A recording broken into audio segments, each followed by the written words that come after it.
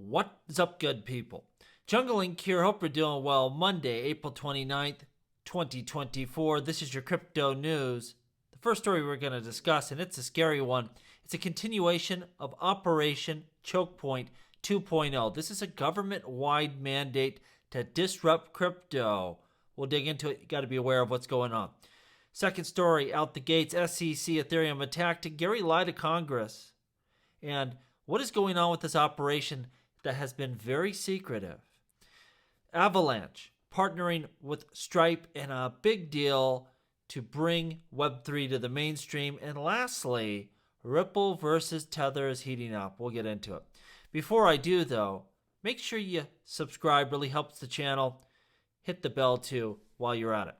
All right, so we see the first phase of Operation Chokepoint 2.0 is where government started messing with banking partners of crypto, probably in an illegal fashion, by the way, to harm the industry.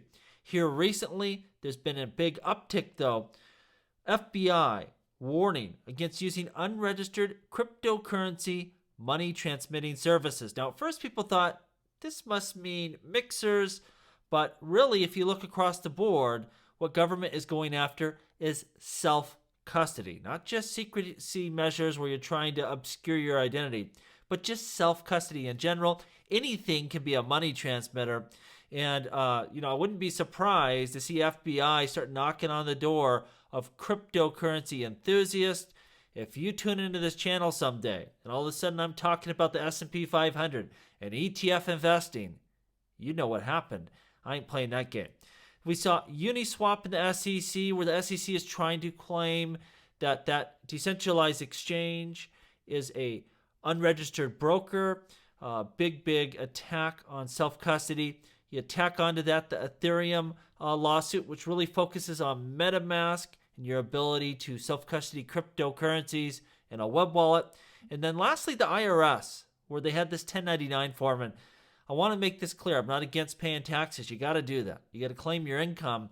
But they claim that self-custody, again, another attack on self-custody, is some sort of broker and that your wallet needs a 1099 you.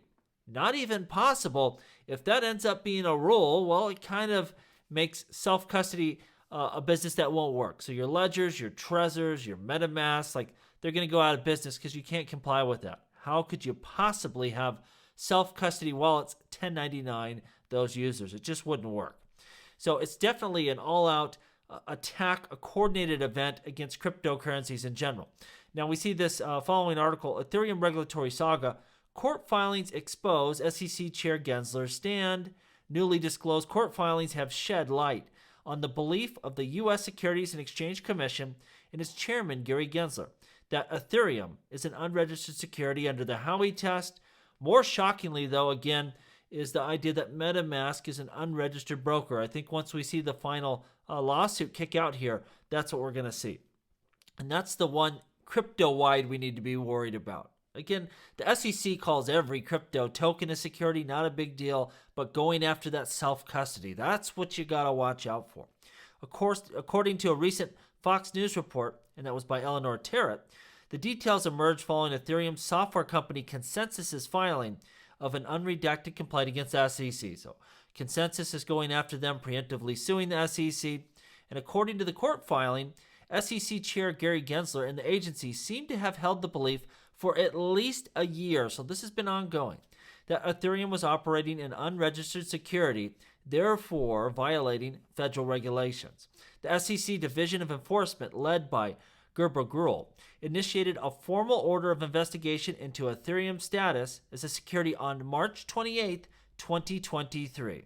This investigation was known as Ethereum 2.0, involved the enforcement staff probing individuals and entities buying and selling the Ethereum token, and these were done by subpoenas that ordered the people to keep secret, keep quiet. This has been quite a secretive operation. Now, a lot of people are asking, did Gary Gensler lie to Congress? Because they asked him the question outright, is Ethereum a security? He said, well, I don't know, can't comment, his whole game there.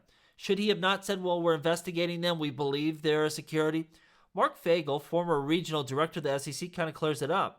He says, the SEC's formal order simply means that they are authorized to investigate. So it doesn't mean they made a determination yet. So it would be perfectly proper for Gary to say, we don't know, we haven't decided, all of this kind of jazz, even if they are investigating, because they haven't made that determination yet at the point he was asked that question. And he goes on to follow up here. Second, given there's an ongoing investigation, it would have been improper, if not illegal, for the chair to have publicly disclosed the matter. So it's one of these things, that's always their out. There's some sort of ongoing investigation, which they're investigating everything. Well, they just can't comment. And, Mark Fagel, very knowledgeable, knows what he's talking about, and he's correct. Nothing's going to happen to Gary Gensler because it's never technically a lie with this guy, because they're always, again, under some sort of investigation. You can never get a clear answer from him. And this is why really Congress needs to step in and write clear laws. It just has to be done. Now, big news here, KPMG says institutional investors looking to crypto as a debasement hedge. I've talked about this. This is a hedge against currency risk, of course, and that's been a big driver, and also geopolitical risk, because it is global in nature. It's not tied to one singular region. And we see rising U.S. debt combined with the increasing inflation likely provided a catalyst to the crypto rally of 2023, and it appears investors are looking for alternative asset classes that act as a debasement hedge and a reliable store of value. So something we've been talking about forever. This is what institutions are looking at. When they're looking to invest in cryptocurrencies, they understand their dollar, or in this case, it's their Canadian dollar is worth less and less every year, and they're trying to stop that. You can only, stuff so much money into stock and real estate, and they don't know what to buy next. Well, crypto is a great opportunity. And investable asset class among such institutional investors in financial services organized in Canada, and this is really worldwide. Every tyrannical government just prints to the heavens, debases the currency, and so this is our way to fight against irresponsible fiscal policy, no doubt. Big announcement from Avalanche integrating with Stripe for fiat to crypto onboarding. Avalanche C-Chain users can now buy AVAX directly with Web3 apps by using a widget supplied by Stripe. So this is a big problem. How do we get the normies involved in crypto into buying this asset class? Well, get a payment processor they already are used to using, that they already have the apps on their phone, and then you can just buy it direct. And the integration attempts to solve the cold start problem in Web3 when consumers don't have enough funds in their wallet to carry out transactions on the platform. To solve this issue, Stripe will handle all the KYC, payment fraud, and compliance, allowing developers on the app itself just to focus on building. Big deal here. It launched. The integration allows core portfolio users to create Avalanche accounts using their Google ID or Apple ID and fund them with bank transfers, debits, or credit cards. So we're making this a seamless experience like anything else on the web. Core's integration with Stripe is just another step that underscores our dedication to providing users with intuitive and streamlined solutions here. By further bridging the gap between crypto and fiat, Core continues to pave the way for seamless onboarding and broader consumer adoption. So how do we get these people to use these services? Crypto can be quite difficult for any of us to use at times, so they're just trying to make this a seamless integration, just like any other web app. We've come a long ways in the years. That's going to continue. Now, in terms of crypto adoption, how are we on track compared to the internet? You'll see this little chart down here. We have how long it took to hit 1 billion users there at the very end of that line for internet users. And where we are on the earlier line, that little circle there, with cryptocurrencies, we are far ahead of the curve. Some people are predicting we will hit 1 billion users by the end of 2025, just around the corner. Again, rapid pace. Even if it takes longer than 2025, we will beat the internet to 1 billion users, no doubt. This is the fastest growing technology this world has ever seen. Ripple to launch US dollar stablecoin. This is an old story here, and I didn't see this originally. And of course, it's by our buddy here, Ryan Browning. This piece of crap, he's always got some FUD, to put out there. And here's this wonderful story about Ripple jumping into stablecoins. Great utility here. And you have this quote from Tether. We wish Ripple's team would have more success with their new stablecoin than they have had so far. Of course, taking a dig at Ripple. This is what I'll tell you. They don't want Ripple to have success because a stablecoin on the XRP ledger transfers in 3 seconds. for just a fraction of a cent. It's going to be one of the killer apps in cryptocurrencies. Doesn't matter if you like XRP or not. It's a trustworthy blockchain. It is fast. It's efficient. It's been going, for longer than a decade. This is a premier chain, and to have usable stablecoins is going to be a game changer. And of course, right now, all the liquidity is on Tether, specifically on Ethereum. That's where you see a lot of transactions. Of course, Circle is another big contender there.